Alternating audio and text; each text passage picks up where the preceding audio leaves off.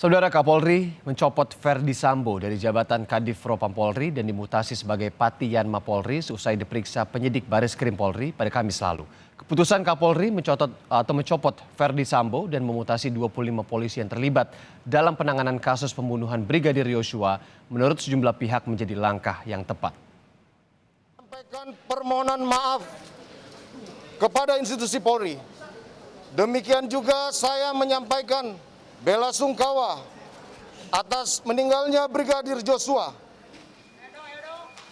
Permintaan maaf ini jadi hal yang pertama diungkap Irjen Verdi Sambo saat muncul pertama kali di depan publik sebelum diperiksa penyidik di Baris Krim Polri. Seusai menjalani pemeriksaan selama 7 jam, Irjen Verdi Sambo menyebut telah memberikan keterangan apa yang ia ketahui, ia lihat dan saksikan saat insiden terjadi yang berujung kematian Brigadir Yosua. Kapolri Jenderal Listio Sigit pun langsung mencopot Irjen Verdi Sambo dari jabatan Kadif Propam Polri dan dimutasi sebagai Patiyanma Polri 2 jam seusai pemeriksaan. Saya akan keluarkan TR khusus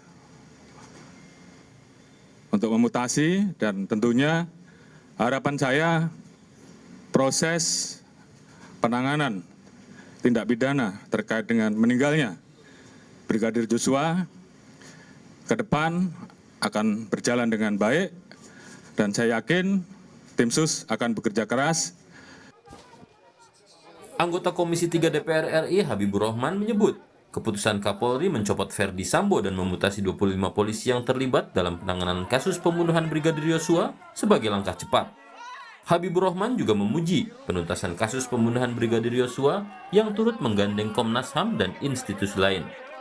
25 anggota Polri ini menurut saya bagian dari komitmen Pak Kapolri Sigit untuk mengusut kasus ini secara cepat dan transparan. Sejak awal memang luar biasa penanganan kasus ini.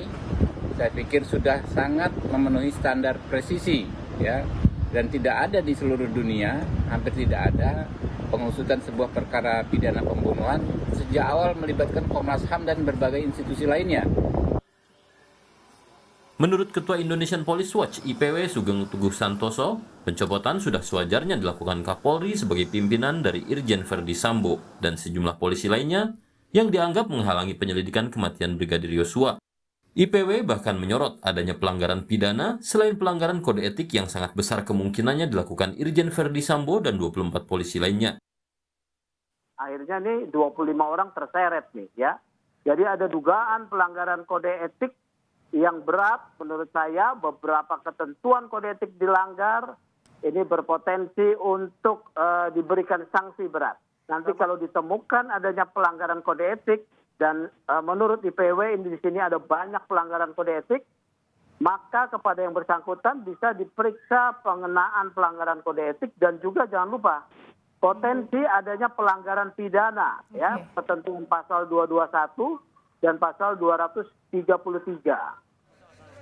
Sementara, keluarga Yosua Huta Barat termasuk sang ayah terus memantau perkembangan penyidikan kasus yang menewaskan anaknya.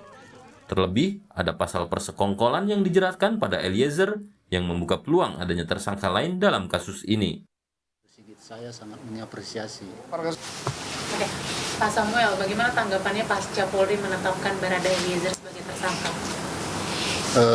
Saya sangat mengapresiasi kinerja Bapak Listio Sigit yang sudah membentuk tim khusus untuk penyelidikan kasus anak kita almarhum Yosua. Itu semuanya atas perintah oleh Pak Joko Widodo, Presiden kita, yang ditindaklanjuti oleh Pak Listio Sigit. Saya sangat mengapresiasi.